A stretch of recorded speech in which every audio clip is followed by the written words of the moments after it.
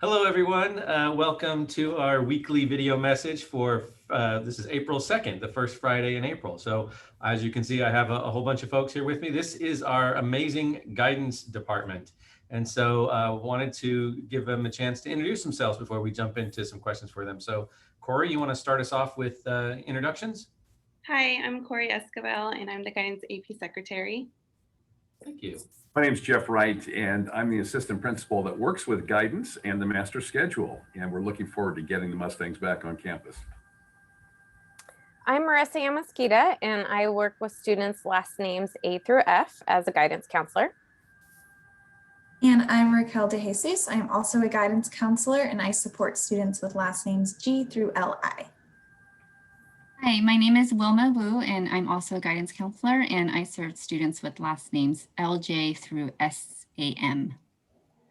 And I'm Derek Chan. I'm the brand new guidance counselor here, and I work with students last name San through Z. And thank you all for being here today. I want to also just point out that each one of you has been one of our spotlight people here, like someone's giving a shout out to you. So we've had several praises from our parent community about the work that you guys are doing. So I'm glad that they finally get to see some of the faces behind the shout outs there. But this is a busy time of year for counselors. And so this is the time where we get into course verification. So Jeff, can you tell parents a little bit about that process?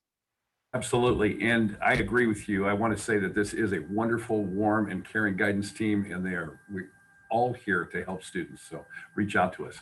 But what I want to share with you today is the course verification process. So right now, today, you will receive an email in the parents' email box that invites you to check the courses that you have been registered for and registered as requesting, and then make sure that those are correct. You can make corrections, and you can actually make a change request and send it back to us no later than Wednesday, the 7th of April at 4 p.m. So again, this is course verification. You're going to verify the courses you requested and or make corrections or changes and get that back to us by Wednesday the 7th at 4 p.m. Great. And so again, this is not an actual schedule, right? This is just a listing of the courses that they've chosen. Again, if they decided they pick a wrong level or they want to switch one of their electives, this would be the time to do it because that doesn't happen later in the year, right? Indeed. And so you talked about reaching out to our counselors and if they have questions or information. So Marissa, can you let the parents and students know what are some of the best ways to get a hold of you and your colleagues? Definitely. So we have been meeting this week and working on some ideas on how to continue our Zoom meetings, as well as meeting students that are planning on coming back onto campus. So we will still have our link up on the Homestead website for students to meet with us or request an appointment. We also plan on meeting with students in person, and they can either use a QR code to drop in and see us, or again, we can make a scheduled appointment to meet with them. We are planning on making ourselves available at lunchtime to meet with our students, either through Zoom or in person. So there is different ways you can meet with us. And then of course, we will continue our office hours. And again, we're going to split up and be able to do those through Zoom and in person. So just use either the QR link that'll be posted around the school, or the link on the Homestead website to request an appointment with your guidance counselor, and then we'll get back to you guys and make those appointments with you. Okay. And then emails are also available for everybody. So just as a reminder, it's first name _ last name at fuhsd.org. And Corey is also available. She takes phone calls. She gets questions answered. So if you don't know exactly who to turn to in the guidance department, you can always turn to Corey, and she will help guide you in that place and either answer your questions or guide you to somebody else. So again, I really appreciate you guys taking a quick break out of your busy day to come in and chat with us. But again, that's the big news is coming up, that the course verification, this is an important process for us to really start to build the master schedule. The master schedule takes months to really perfect and get there. So even though it seems a little bit early, really, if we don't get started now, it becomes really difficult to give you a schedule the first day you walk onto campus. And we hope everybody walks onto campus next year. So we're looking forward to that. But again, for those who are coming back to campus on April 19th, you'll be able to meet in person. But those of you who are staying remote will also be able to still contact your counselor. We want to make sure that everyone understands that distinction, that we're here to serve all the students. So again, thank you everybody for popping in today. I'm going to let them go and get going with their busy day while I turn to the rest of the message for today. So thank you, guidance counselor. Appreciate you coming. Bye, everybody. Okay, so I am going to share my screen here and show you what we are doing the rest of time here. So let me just look at, so here we go. Today is, again, as I said, the first Friday in April. It's April 2nd, 2021. Time is just flying by. And so, you know, one thing, we only got 2 responses on this survey. So I don't know if people are a little surveyed out right now, but hoping we get some more after this. But please fill out the survey because that's what helps me do a lot of the information that's on here. But I am going to go talk about some reopening stuff. So it gave me a chance to really talk more about reopening. But there was, in one of the responses, there was this very nice, lovely note about sending April flowers to the entire Homestead High School staff, administrators, everyone, for keeping the high school spirit high through the last pandemic year and making sure that students are well on track with their education requirements. So again, thank you for recognizing all. And I do appreciate the good work that our staff is doing. The other comment that came up this time was a one that actually I put the whole thing on here because I wanted this person to recognize that I'm trying to address the question, but also I need a little more information to actually help you here. So what this parent said was, my son has explained that when remote and Zooming, the teacher's whiteboard fills the screen and you can see it clearly as he is teaching. However, now with hybrid, we've been told the teacher will simply aim her camera toward the whiteboard while teaching live in the classroom. This will significantly and negatively impact those students who are working remotely, as the view of the whiteboard will be greatly diminished. This problem will be exacerbated if you have a substandard laptop screen at home. Please address as soon as possible and present a solution proactively. I totally agree that there are probably some better ways to do this. The reason why I can't really do anything about it really right now is I don't know who this teacher is that the parent is describing. And so if I did have a name, I'd be able to go up and talk to them and say, hey, can you explain to me what's going on? Because there are a lot of ways that we're working with our teachers to really try and get some quality education going on here and program instructional practices going on while we're doing hybrid and remote. So I would say, yeah, it'd be a little difficult for those at home just to follow the whiteboard.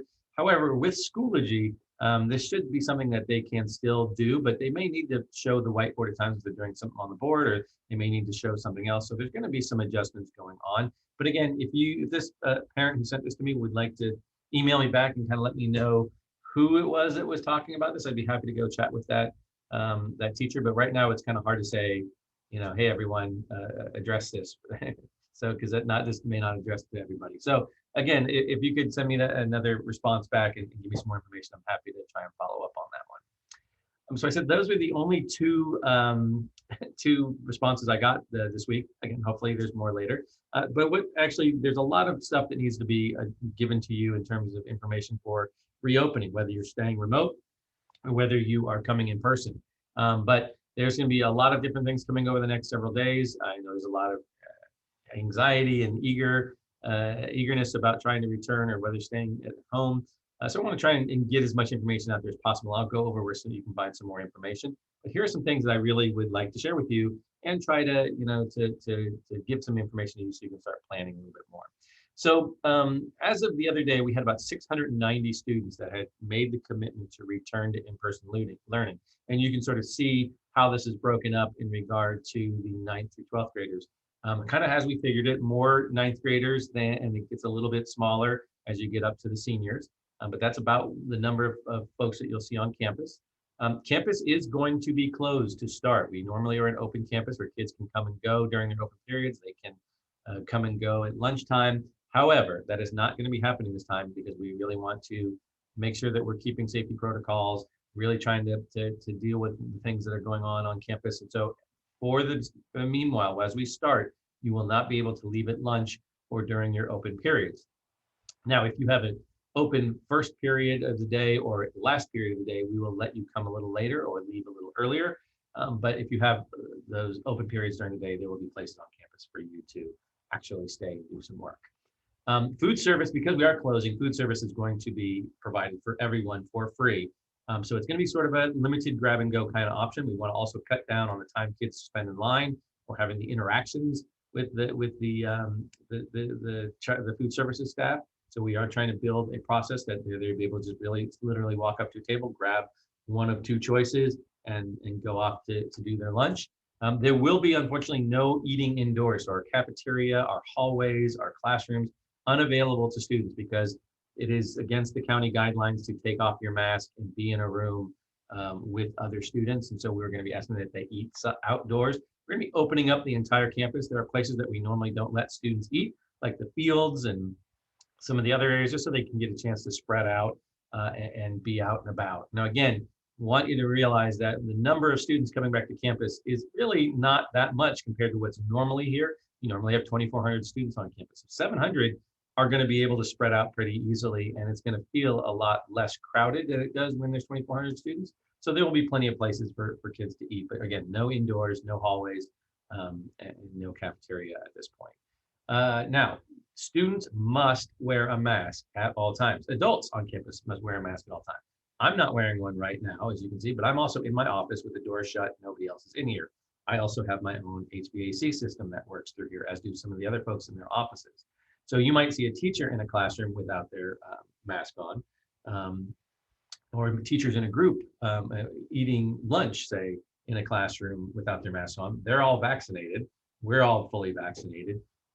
But students, you must wear your mask at all times, except for 3 different places: drinking, eating, and when you're doing physical activity for a class. So again, you take a quick sip of water in a class, that's probably fine. Your teacher may ask you to go outside and take a drink. They may allow the quick drink, but it's really just lift your mask, take the drink, and put the mask back down. There is no eating in classes at all times, so you can't pull your mask up to do that. But you can, once you're outside, you got to take your mask off. You just need to be 6 or more feet from the person next to you.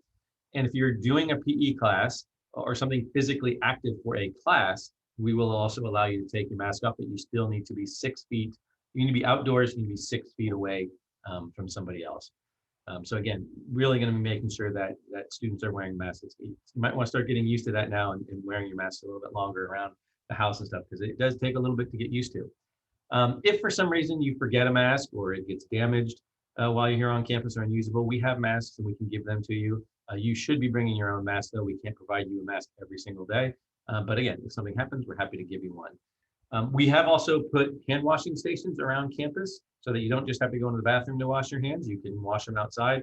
There are also hand sanitizing bottles at all the entryways to classrooms. So you'll be able to, once you go in, we'd like to get in the habit of walking into a classroom, sanitize your hands, you walk out, sanitize your hands again. And that's just a nice health tip. Again, as part of the 3, stay masked, wash your hands, and stay distanced. There'll be lots of places where you can do that across campus. Talking about moving across campus, we are going to be actually directing you in certain ways. Inside of hallways, there's going to be arrows in those hallways asking you to stay to the right. Again, just like when you're driving, you stay to the right side of the road. It's going to prevent, head-on collisions kind of thing. That's what we're trying to prevent. We don't want kids getting clumping up or cramping up in classes, so we're going to ask you to space out a bit. We are going to put caution tape or even like ropes down the middle of the aisle of the hallway, so that you kind of have the idea of this is one way in, one way out kind of thing. And we're going to ask that even though you might maybe, as you go to, once you leave a classroom, you go to the right. Even if your classroom's to the left, we're going to ask that you still go to the right and walk a little bit farther around. That might be a little inconvenient, but it'll be much safer. We also have longer passing periods, so you should not have a problem getting to class, even if you have to take the long way because of the directional arrows. But we are going to be enforcing that. And we do ask that you follow those pretty strictly. We're also doing things like limiting the way you go to the bathroom in terms of how many kids are allowed in the bathroom. We've kind of gone throughout campus about all of our student bathrooms can safely allow for 2 students to be in there. And so we're going to give each student a pass. You walk up to the bathroom, there's going to be pockets on the door. You slip your pass into the pocket, you go into the restroom. If there's an open pass, your open pocket, you go in. If there's no open pocket, there's 2 passes sitting there. We ask that you wait outside, and again, if there's a line, you wait 6 feet apart, And then it's when someone comes out and takes their pass, you put your pass in and go inside. So that's one of the ways that we're going to really try and keep traffic down a bit. We also, when we're talking about coming to and from campus, there's only two places to drop off and pick up students. One is in the student lot, the other is in the horseshoe. Again, traffic shouldn't be as crazy as it is when we're here during the normal year, but it's still going to be hectic in the morning because other schools and other things are going on. So we just ask that you follow all safety rules. But those two areas are important for drop off. Do not drop off on Homestead, and you cannot drop off in the staff lot because there is construction trucks that go in and out of there, because we do have some more construction going on. So please just know that that's going to be something we pay attention to. But again, the first couple of days might take you a little bit getting used to the traffic flow and how to get your kids in and that kind of thing. So might want to leave a little bit earlier and allow your kid to, you to find your right way and what's going to work best for you, so you're not feeling a little bit frantic on that first day. Bikes are, again, we welcome bikes. We get a lot of bikers. It's nice to see them here. They get some exercise, which is probably what they need right at this point. But there's two places for bikes to enter. One is through the access road, which is that driveway at the end of the iHub and between the staff or student lot. They come in there, they can park their bike, or they can come around the Mary Street path, and they come around to the backside of campus, and it brings them over to right where a bunch of bike paths are. So that's going to be two big areas. But again, please, if you're biking, please bring a helmet. Please lock your bikes. If you're a student and you are driving to campus, you must still have a parking permit. We are not charging you for parking permits this year, but you do need to have one so that we know the right people are here on campus. You're going to need to contact Ms. Candy Marug, who's our ASB financial technician, and there's links all over our website to show you how to get that. You can go ahead and fill it out. She'll give you one. There's going to be 3 places where we ask that students actually enter onto campus, because we're going to be monitoring that students are wearing their masks. We're also going to be monitoring for the completion of their screening survey that you're going to get every day. The screening survey is they'll come in an email. They have to answer a couple questions about whether they're feeling okay or not. If they're having any symptoms, they need to stay home. But those 3 places where students can enter are going to be the gates over by the GSS building. That's our new office building. There's a gate over by the iHub, and between the iHub and the B building. And then there's another gate that comes out near where the student parking lot is. Those are the 3 gate places that we're going to be asking students to enter. They can exit through any exit on campus. It's just those when they're coming to campus, that makes it easier for us to monitor who's wearing masks. If someone needs a mask, we give it to them. They haven't completed their screening survey, they can pull aside, jump on a computer, scan it with their phone, do that kind of thing. We do ask that you do not send sick students to campus. And I know that there are times where we go and say, oh, I don't want my kid to miss school and I want them to be there. This is the absolute time to keep your kid home, even if it feels very minor, because what we don't want to do is have to shut down if someone actually truly does have the virus.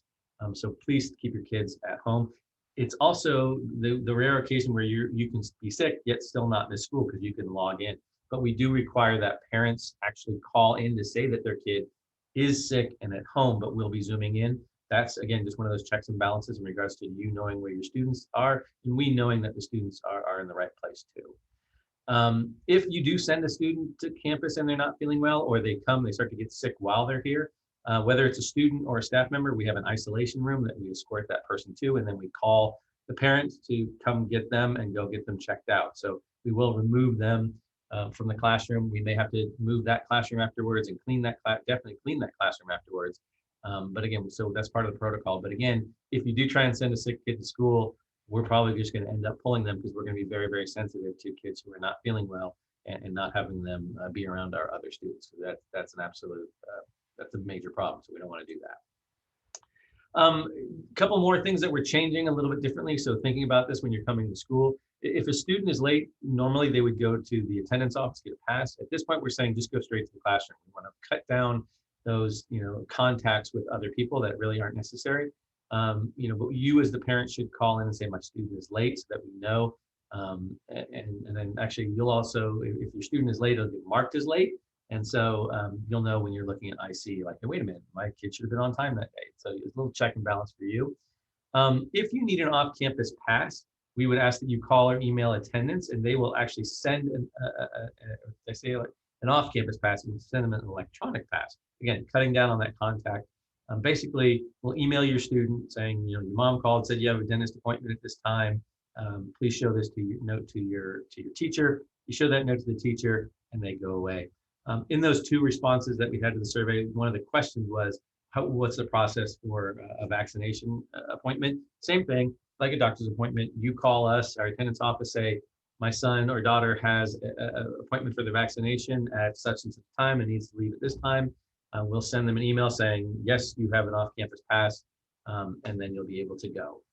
So again, but you do need to show that to your teacher so that they know why you're getting up and walking out of class.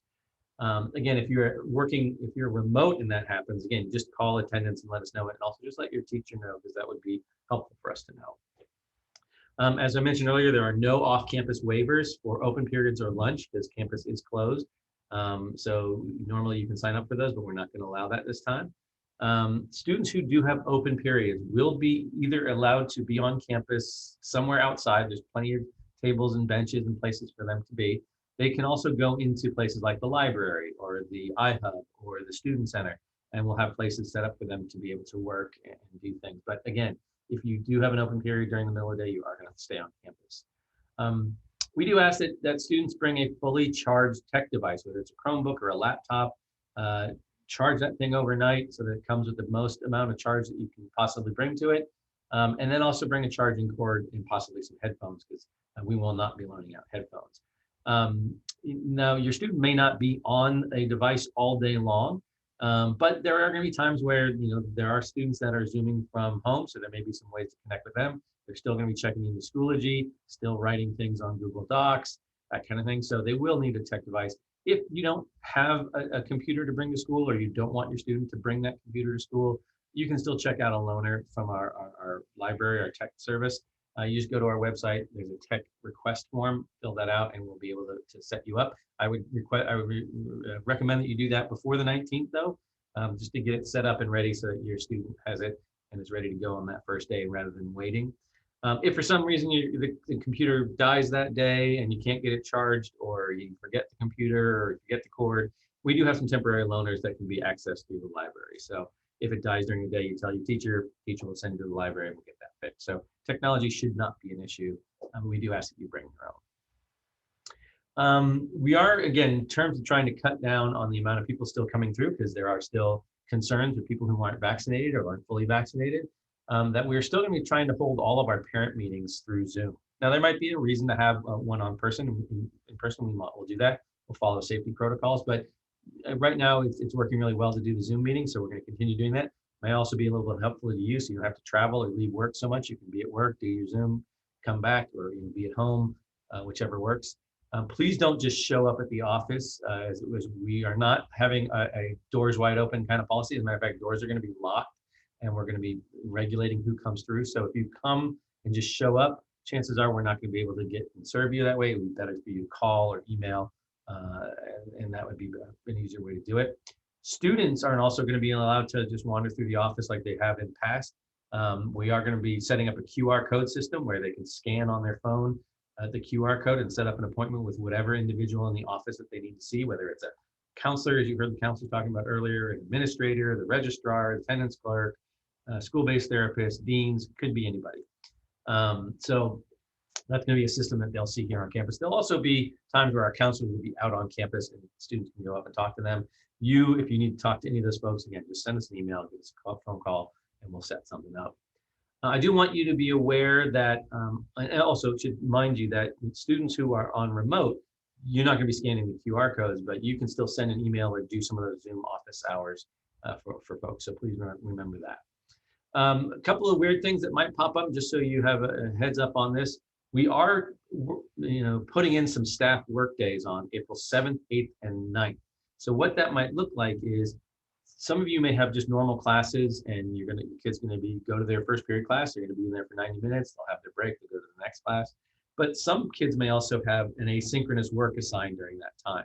And so the reason why there's going to be this difference for those couple of days is it is going to take some work for our teachers to get back on campus, some of them haven't been in their classroom for a year. They need to make sure everything's working. They need to get things set up so that when students do come back, they are raring and ready to go. So just know that on those days, there may be some fluctuation in what your students are doing. And so teachers will give details to your students for the 8th and 9th. Now, The Wednesday is always an asynchronous day. There is going to be an advisory that day, so your student checks in for that. There's going to be no other office hours or that kind of stuff on those days. Students will have a chance to work on asynchronous things. And then on the 8th or 9th, it could either be a synchronous or an asynchronous type of class. If you really want some more information, you can always rewind this video and listen to it again. I put a lot of this information into my April principals message. So if you go to our website, look at principals message, you'll see that there. There's some links and different things on there. Mr. Dong and the ASB students created a welcome back video that has also been emailed out to everybody. It's also linked onto my principals message. So you can definitely see it there and see some more information there. And pretty soon, and when I soon, I'm saying hopefully the beginning of next week, I'm going to be sending out a handbook for parents and students that has all this information in greater detail so that you kind of know what's going on and can refer to it. Because again, it's a lot of information. I've just been blaring a lot of stuff at you, and you may or may not have picked it all up. Again, feel free to rewind this, look at it again. If you still have some questions here, use that survey to then let me know what the questions are.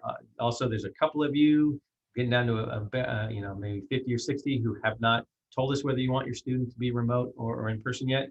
Please fill out those surveys. Please let us know what your kid was going to be doing so we can get everything fully planned.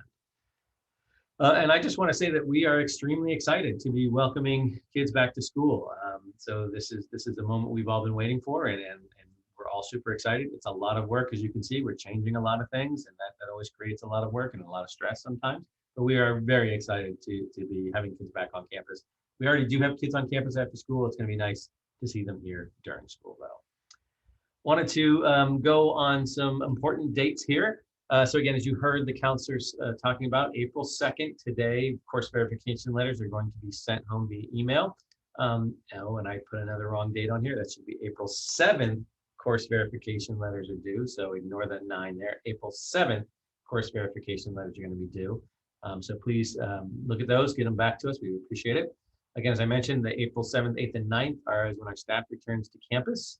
So just they may be that funky schedule for your kids. So just be a heads up for that. April 12th through the 16th, the spring break. I think everybody's looking forward to that and get ourselves kind of situated and ready to finish out the last part of the year.